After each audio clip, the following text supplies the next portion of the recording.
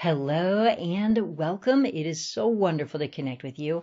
Today, I want to answer a question that came in from a listener regarding the topic of feeling stuck, feeling depleted, and always caregiving for others and always putting others first. And this is a topic I've seen so many times where people feel depleted or even beyond depleted and like there's not a way out. Now, this particular person who wrote in has been in a place where she's been stuck caring for her husband who's been extremely ill.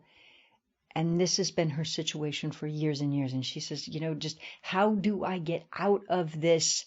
And I see that so often, unfortunately, where people might feel stuck in that type of role, or even with children and family and everything, that they just feel like there's never any time for themselves and that they're depleted. And that's what I want to speak to for a moment, because, so often when it comes to patterns and life, there can be that feeling of stuckness, like there's no way out. And I get that, because it doesn't just show up in the caregiving role. It can really show up in any area of life, because that's how patterns work, unfortunately, is that it can make you feel stuck, because ultimately it's like the same thing keeps creating over and over. And even if somebody's stuck in a pattern of rejection, they could feel that same thing, where they feel like there's no way out, if you will, because the pattern can feel like it keeps repeating and repeating. Or somebody can feel also in a place of loneliness, where they feel like no matter what they do, they can't get out because that pattern keeps repeating. And so the same can be true with caregiving and putting everybody else first, or that pattern of feeling depleted is just these patterns. When they repeat, it just can feel so frustrating and stuck and like there's no way out. And one way to think about it is even, in some cases where it's like trying to stand up, if you will, but having always that glass ceiling. And so no matter what you do, it's like you can't stand up, or you can't get out of it, or it just repeats. And it's like one day goes into the next, and there's not a way out. And that's what I want to share, is just a few insights on how to get out of that. Because, so often life can feel that way. And that's part of the reason that I wanted to bring in a few different examples, is because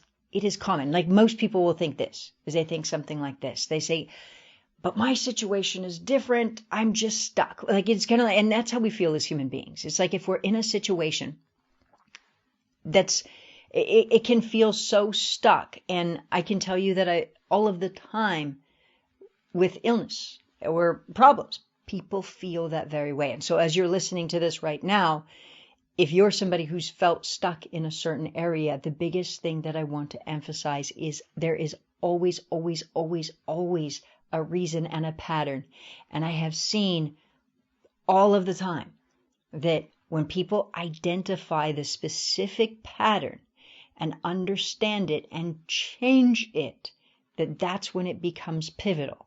And of course, in changing it, sometimes it's just a pattern, like an emotional pattern. Sometimes it's the emotional pattern and then the action that follows.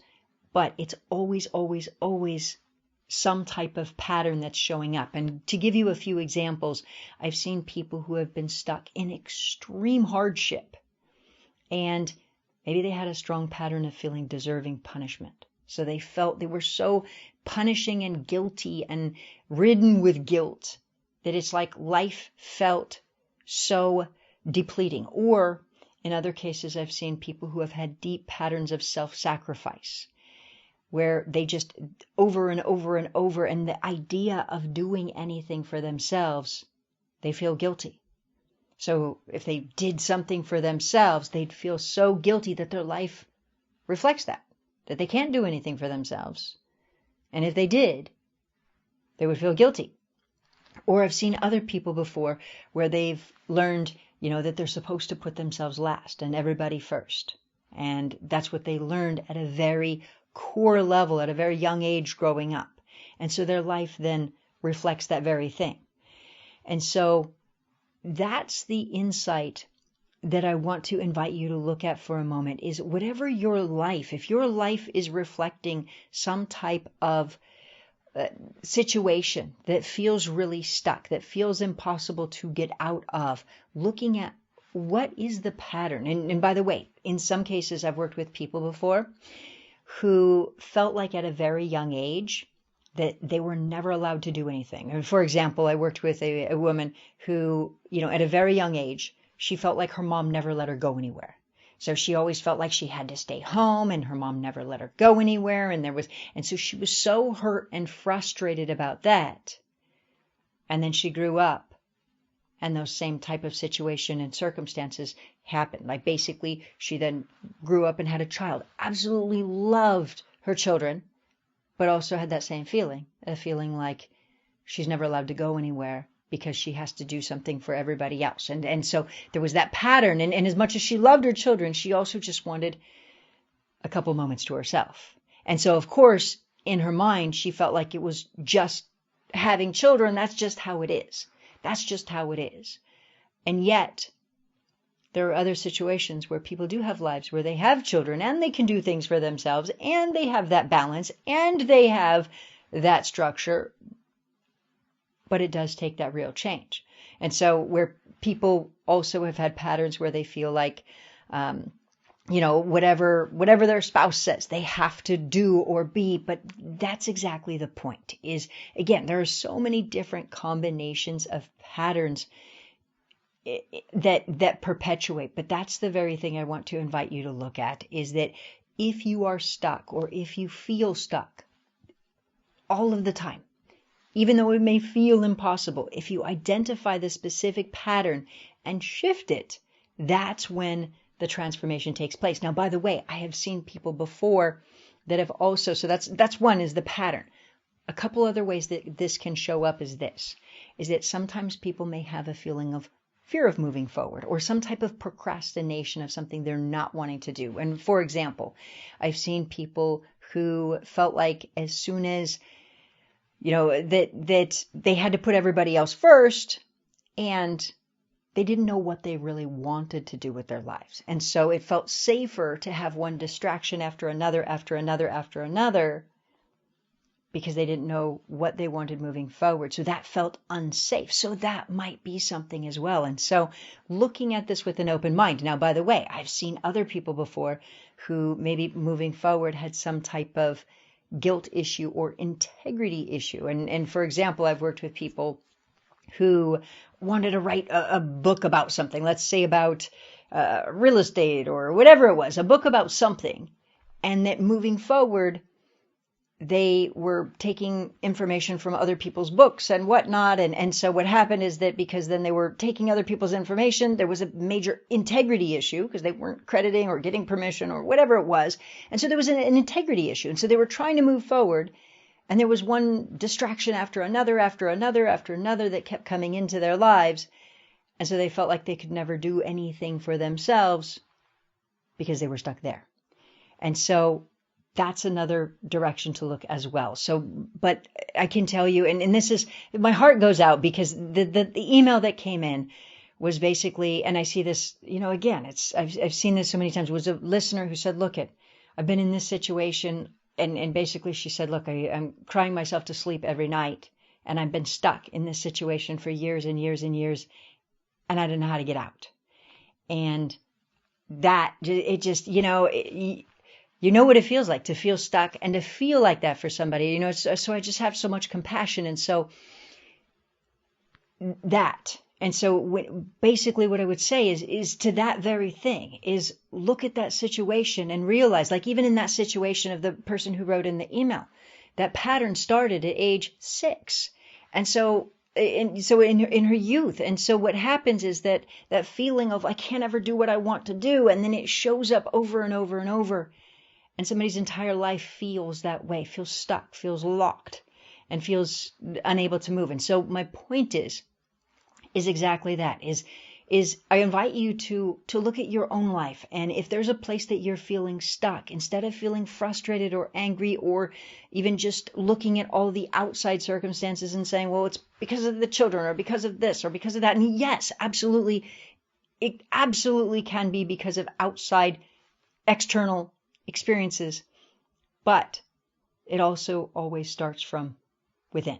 And so creating that change on the inside, giving yourself a feeling that you do deserve a great life, that you do deserve time to yourself, that, feeling that you are in integrity, you are a good person, but feeling that feeling of being able to have you time and deserving that and feeling that. And if you have any patterns that say otherwise, working on shifting those. So you can create the change, because your soul, your happiness, your growth, your life, your future, when you get time for you, the more you do that, the more you can get out of it. And by the way, the analogy that you hear me use all of the time is this, is that, if you've ever heard the phrase before, feeling stuck between a rock and a hard place, where a person feels stuck and they feel like they can't get out. So if you're stuck between a rock and a hard place, if you've heard that phrase, you're stuck, what is the only way out? The only way out, if you feel stuck between a rock and a hard place, is up, is lifting yourself. So you've got to lift, you've got to be willing to shift, to change. That's what happens, is the more you start lifting yourself, the more you can get out of that situation, and then your life can begin to shift and change as you do that. And so instead of ever letting yourself feeling depleted and down and frustrated and stuck and deeper into the hole in that negative place, being willing to change. Now, I know it's easier, quote unquote, said than done, if you will, except for the fact that I did that. Like the hole that I was in absolute mess during my injury. And you hear me talk about that all the time. I was in a really, really, really bad spot. My point is that lifting yourself, if I say just lift yourself, like I get that it takes effort. So I don't want to sound like I'm just like, just lift and be happy and positive. I know it takes effort, and I know it takes a real change, and it takes really reprogramming your mind. It absolutely does. So I don't want to say it just casually, just lift and think positive. It's not that. It's more than that, but it's still the answer, is creating that change, is working on really feeling different. And I have to tell you, when I was at my worst spot, like that's what kind of woke me up to say, like my mind scared me so much. I was in such a low place that my mind scared me. Like I had never felt so low. And it was just like, I have to lift, I have to shift, I have to change. And so no matter where you are, if you're there, if you're in a better place than that, or wherever you are, if you're feeling stuck, remember, I have never seen anybody who has been stuck like people think they are. I thought I was. I see people all the time.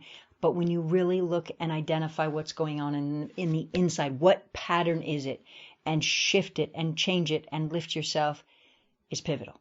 So don't ever feel like you're stuck. Don't just get unstuck and not feeling like you're truly, truly stuck. I get that it can feel that way, but creating that change is key.